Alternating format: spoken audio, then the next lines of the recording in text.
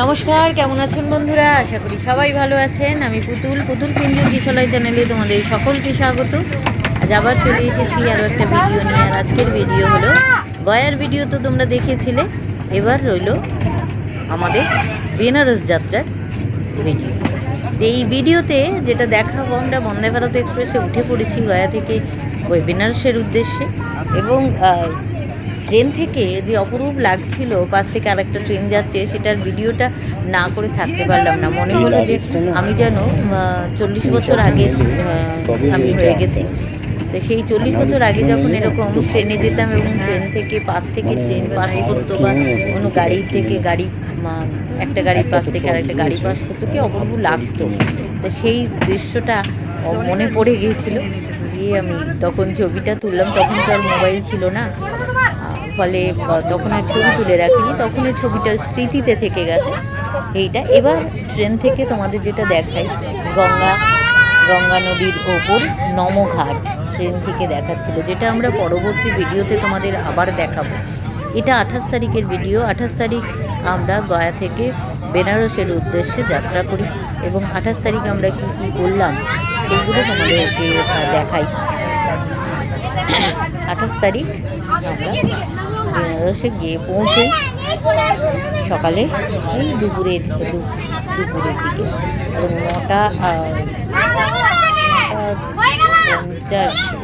9:50 এরকম ট্রেন ছিল। 9:52 ট্রেন ছিল। 9:52 ট্রেন, যেটা আমাদের 1:30 নাগাদ পৌঁছাই আমাদের 1:10 এরকম। বন্দে ভারত এক্সপ্রেস ভীষণই পাঞ্চুয়াল, ভীষণ টাইমে যায়। এই নমঘাট দেখো ট্রেন থেকে কি অসাধারণ লাগছে।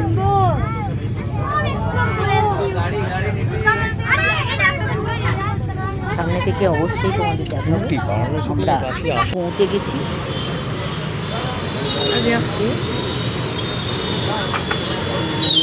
এটা হচ্ছে রবিদাস গেট, গুরু রবিদাস গেট। এবার ওখানে গিয়ে আমরা লাগেজপত্র রেখে আমরা বেরিয়ে পড়েছিলাম চায়ের উদ্দেশ্যে, কারণ প্রচণ্ড ঠান্ডা ছিল, 7 ডিগ্রি টেম্পারেচার ছিল। চা থেকে চা বেরিয়ে পড়েছিলাম, চাটা ঘরে ঢুকে কী খাচ্ছ আবার বেরিয়ে পড়েছিলাম। হোটেলের ভিডিও, হোটেলে ছিলাম যে হোটেলটা অবশ্যই তোমাদের দেখাবো। কেমন চাটা কেমন, কারণ ছবি তোলা হয়েছিল তখন।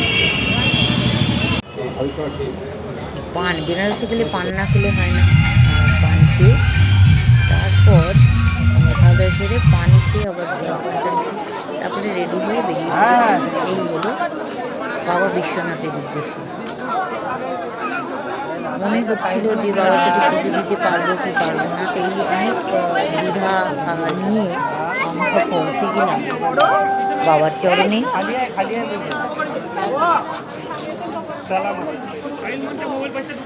কি অপূর্ব মন্দির, মনটা একেবারে ভালো হয়ে গিয়েছিল।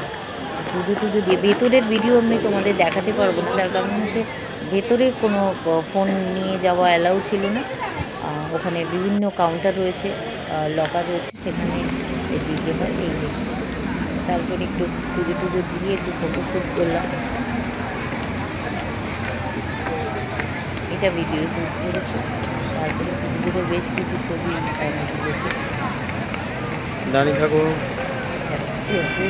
এখানে গেলেই না মনটা খুব ভালো হয়ে যায়। সকাল থেকে জার্নি, এবং গয়াতে খুব প্রচণ্ড পরিশ্রম হয়েছিল আগের দিন।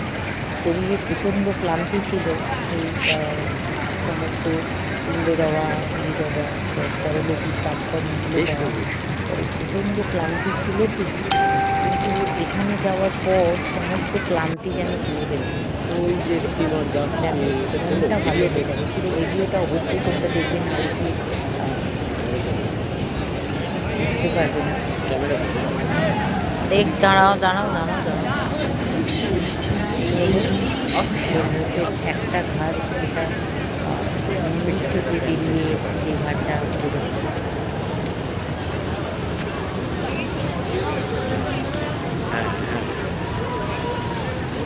বিশ্বনাথের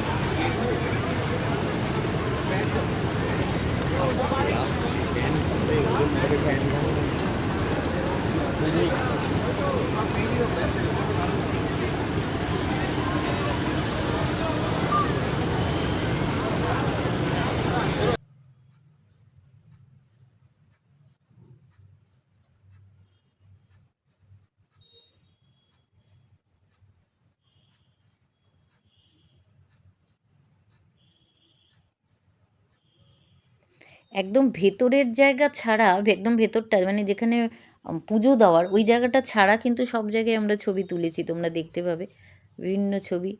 ছবির মধ্যে অনেকেই ঢুকে পড়েছেন অনেক সময়, ফ্রেমের মধ্যে কিছু করার নেই।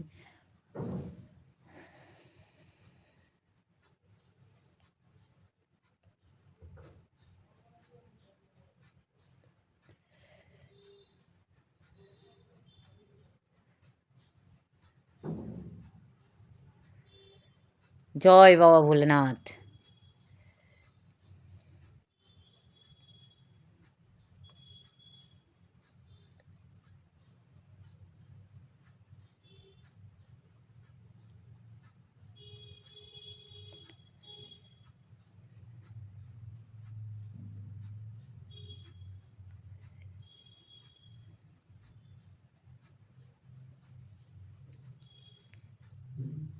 গুরু শঙ্করাচার্যের মূর্তি।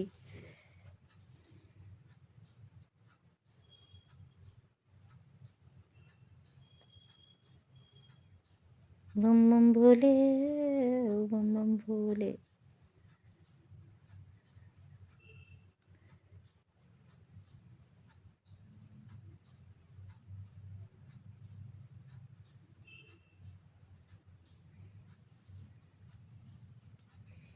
অবশ্যই বন্ধুরা কেমন লাগছে আমার এই ব্লগ বা আমার ভিডিও, যদি আপনাদের ভালো লেগে থাকে তাহলে অবশ্যই লাইক দিয়ে সাবস্ক্রাইব করবেন। এবং পরবর্তী আমার এইবারের ট্যুরের যে পরবর্তী দিনের ভিডিও অবশ্যই কালকে আবার নিয়ে আসব। দেখতে থাকুন, পুরো ভিডিও না দেখলে আপনাদের ভালো লাগবে না, নিশ্চয়ই বুঝতে পারবেন না যে আমরা বেশ কিছু অসুবিধের সম্মুখীনও হয়েছি, আবার বেশ কিছু জিনিস। আজকের দিনটা মানে 28 তারিখের দিনটা তো আমাদের খুব ভালোভাবেই কাটলো। পৌঁছে বাবার জন্য পুজো দিয়ে আমরা আবার হোটেলে ফিরি।